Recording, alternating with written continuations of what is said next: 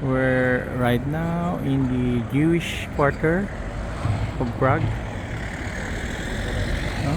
This is the synagogue. Itong area na to, you have a lot of mga Jews.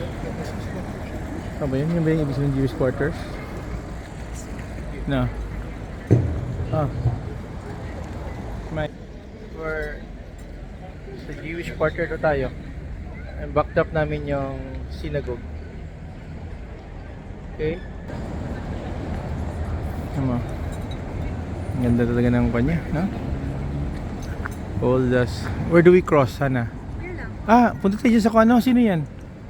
Baka si Dr. Jose Rizal yan? Yung hero? Let's cross. Huh?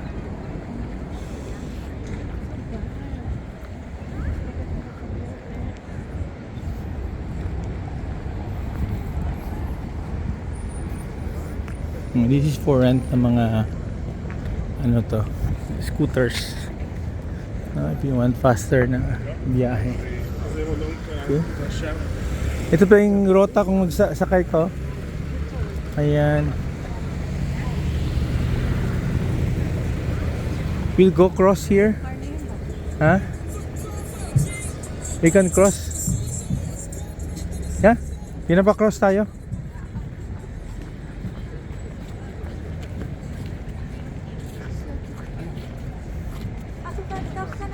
Di siya.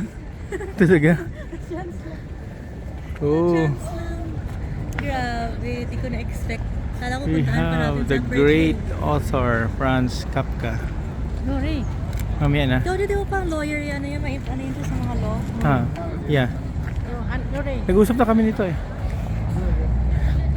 Ito mo, Franz Kapka. Picture mo na ako.